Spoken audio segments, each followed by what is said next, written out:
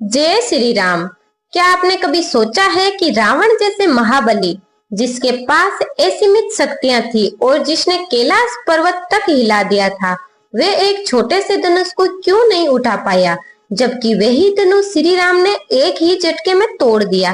क्या ये केवल चमत्कार था या इसके पीछे कोई गहरा रहस्य छुपा था?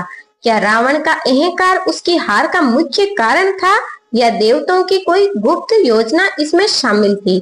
आज हम इस रहस्य से पर्दा उठाएंगे और जानेंगे कि आखिर क्यों माता सीता के स्वयंवर में दशानंद रावण उस शिव धनुष को छू भी नहीं पाया। ये कहानी केवल एक घटना नहीं है, बल्कि ज्ञान, शक्ति और अहंकार की अद्भुत गाथा है, जो आपको सोचने पर मजबूर कर देगी।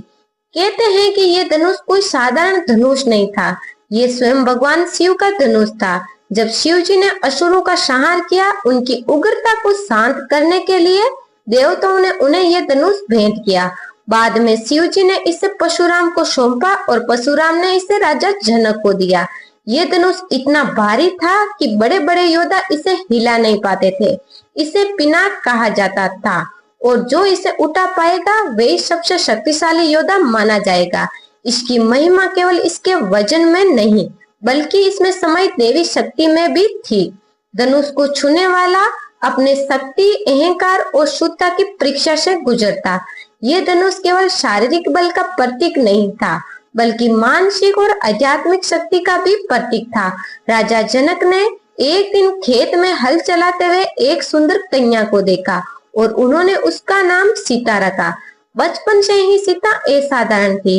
एक बार खेलते खेलते उन्होंने वे पिनाक धनुष उठा लिया, जिससे बड़े योद्धा भी हिला नहीं पाए थे।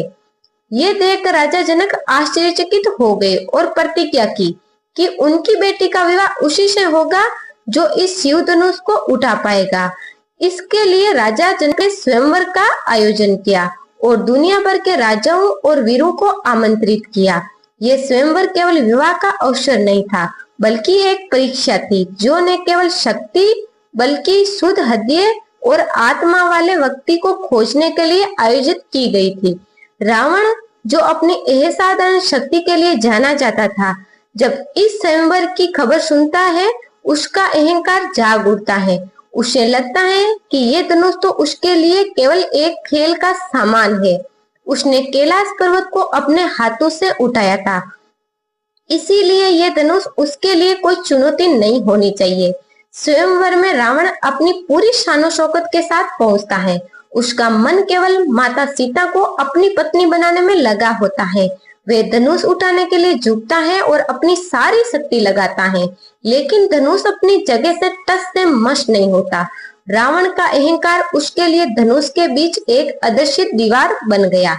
वे इससे जितना भी प्रयास करता असफल रहता और अतत शर्मिंदा होकर पीछे हटता। रावण अपनी शक्ति और अहंकार के साथ सोचता है कि अगर वे कैलाश पर्वत हिला सकता है तो ये धनुष उसके लिए कितना आसान होना चाहिए। लेकिन उसने ये भूल गया कि शिव धनुष केवल शुद्ध मन और विनम्र हृदय वालों व्यक्ति को ही शक्ति देता है। उसके अहंकार ने उसके प्रयासों को विफल बना दिया। जब सभी योद्धा हार मान चुके थे, गुरु विश्वामित्र श्री राम और लक्ष्मण को आगे आने का आदेश देते हैं।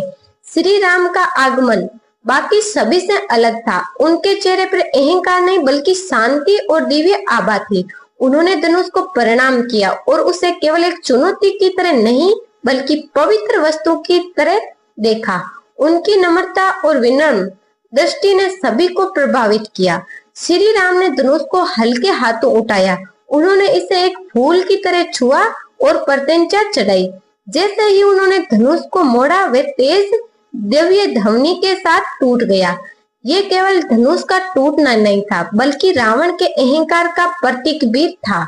ये घटना ये दर्शाती है कि असली शक्ति शारीरिक बल में नहीं, बल्कि मन की पवित्रता और विनम्रता में होती है। रावण की हार का मुख्य कारण उसका अहंकार था। उसने धनुष को केवल अपनी शक्ति दिखाने के लिए चुनौती समझा, जबकि श्री राम ने इसे एक पवित्र धरोहर माना। ये कहानी हमें सिखाती है कि सच्ची शक्ति अहंकार में नहीं, बल्कि विनम्रता, सम्मान और शुद्ध हृदय में निहित होती है। रामायण के कुछ संस्करणों के अनुसार रावण को अच्छी तरह पता था कि ये धनुष भगवान शिव का था। उसने शिव की प्रसन्नता के लिए तपस्या की थी और कैलाश पर्वत को उठाकर उनकी शक्ति दिखा दी थी। फिर भी अहंकार में वे भूल गया कि ये धनुष केवल उसकी ताकत नहीं बल्कि शिव की शक्ति और सम्मान का प्रतीक था। रावण ने धनुष को केवल चुनौती माना, वहीं श्री राम ने इसे धरोहर और दिव्यता का प्रतीक समझा। इस अंतर ने ही राम और रावण के बीच विनम्रता बनाम अहंकार का अंतर स्पष्ट कर दिया। इस कहानी का संदेश यह है कि जीवन में भी अहंकार हमारी असली शक्ति को रोक सकता है, जबकि विनम्रता और शुद्ध मन के साथ किए गए प्रयास हमेशा सफल होते हैं। इस कहानी से हमें यह सीखने को मिलता है कि सच्ची शक्ति शारीरिक बल में नहीं बल्कि मन की पवित्रता, विनम्रता और सम्मान में होती है। जैसे श्री राम ने शिव धनुष को शेषता से उठाया और रावण असफल रहा, वैसे ही जीवन में भी हमारी विनम्रता ही हमें सफलता दिलाती है। तो दोस्तों, क्या आप मानते हैं कि हमारे जीवन में भी कभी कभी अहंकार हमें आगे बढ़ने से रोकता है?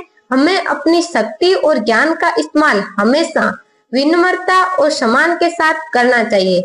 अगर आपको ये कहानी पसंद आई हो तो वीडियो को लाइक करें, अपने दोस्तों के साथ शेयर करें और हमारे चैनल को सब्सक्राइब करना न भूलें, ताकि आप ऐसे और रहस्यमय और ज्ञानवर्धक कहानियों का हिस्सा बन सके। जय श्री राम।